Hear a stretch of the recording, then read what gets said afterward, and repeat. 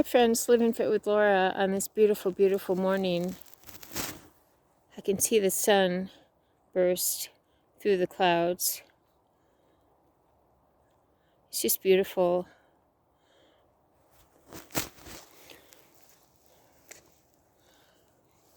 Every day we say the same prayer. Every day we decide to live well. Hi, Living Fit with Laura. I'm on Red Hill Drive. Every day we decide to live well. Every day we say a prayer of gratitude. At the beginning of the day, what we say to ourselves creates how our day will go. So let's say the prayer with me.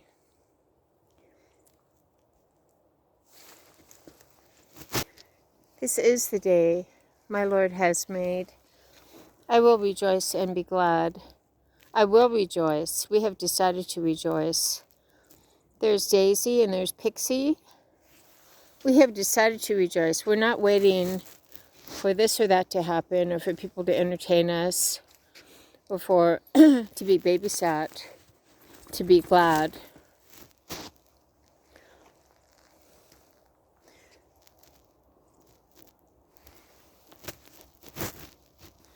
For those of my friends with depression, we can get really, really stuck in the muck of our thoughts. I know that happens to me. I have to take a step back and realize that it is genetic, and how I decide to live and the attitude I have really is up to me.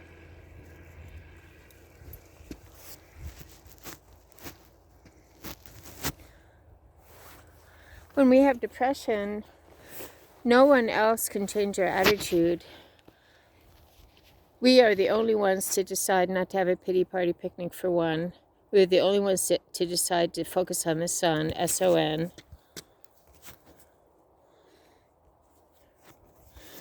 We are the only ones to decide to live well. I'm going to recap what is living well. Living well is living unselfishly. We are not martyrs. We do not allow people to walk all over us or step on us. What's a doormat? Is something people step on, right? We are not martyrs, but we do not sink in the muck of poor, pitiful me.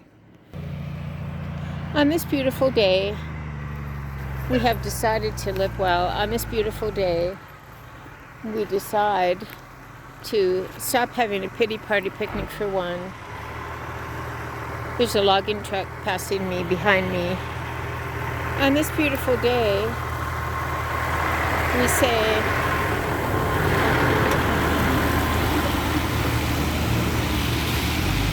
on this beautiful day, say with me, this is the day my Lord has made. I will rejoice and be glad. I've had a really bad few days, feeling really, really depressed and stuck.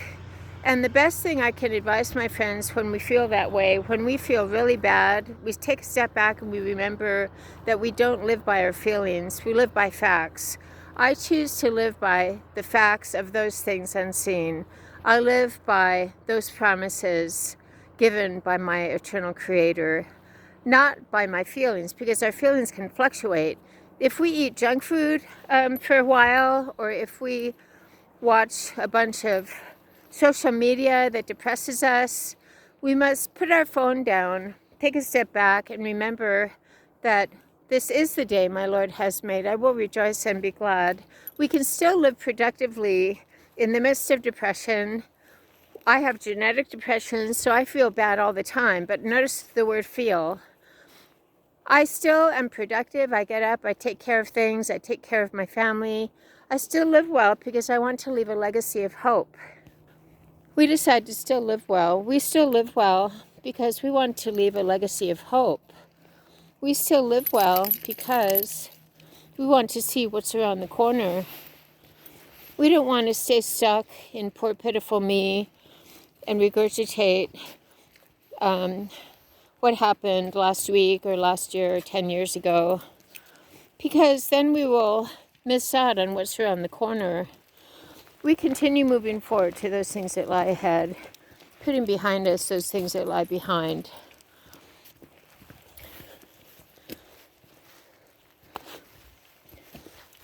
what we eat, whether or not we choose to get exercise, and that is, we are able to do, what we eat, the water that we drink or don't drink, the thoughts that we think can have a profound effect on our mood, but we don't live by our mood. We live by our beliefs, our decisions, and our focus.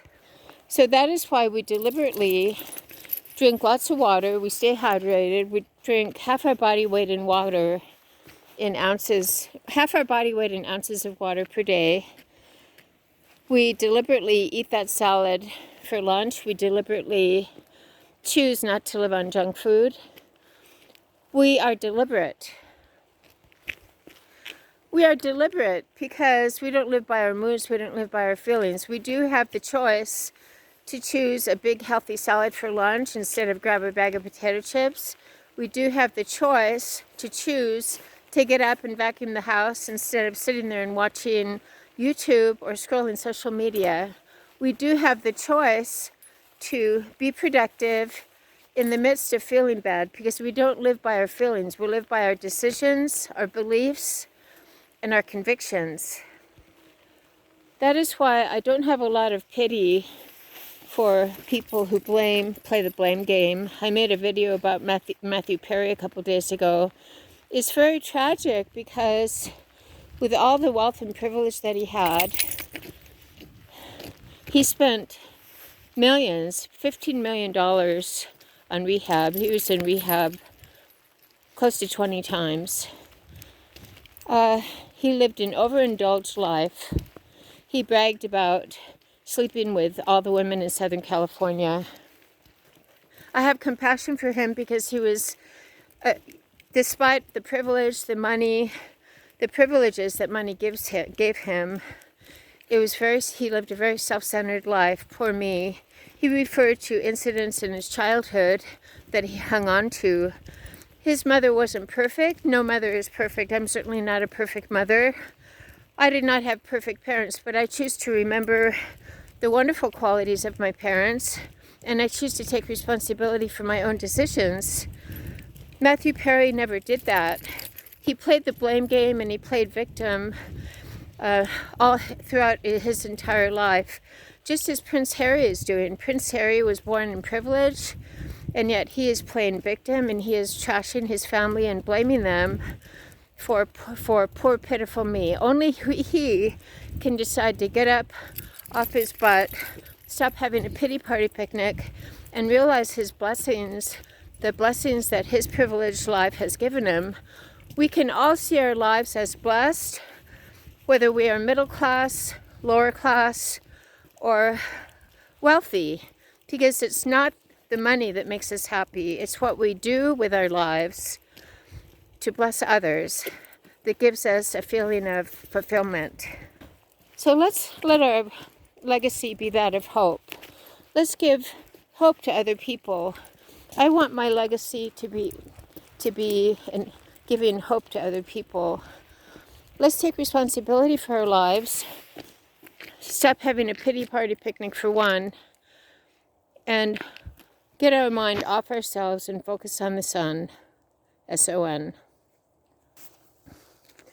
When we take responsibility for our lives and we live by our decisions, our beliefs, and our convictions, and we focus on those things not yet seen, and we want to help other people and be unselfish, then we are able to experience contentment and fulfillment.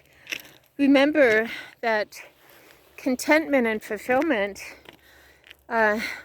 is very much centered on God. We worship God, not people, places, or things, or money. Our lives without God is very much like an unsharpened pencil. There's no point. Billy Graham said that. He said, without God, our life is like an unsharpened pencil. We don't have a point. So let's get out and get our exercise. It's a very gloomy, drizzly day. We live well despite feelings of depression. We live well despite having the tendency to sink into the muck of poor, pitiful me. Many times a day we decide not to do that. Many times a day we get off our butt, put our phone down, and decide to be productive. thinking about other people, leaving a legacy of hope. My hope is that my legacy after my earthly body dies is that I will be remembered as wanting to leave a legacy of hope. We are only on this earth for a short time. Our physical bodies are only housing us for a finite period of years. But the legacy we leave can impact other people.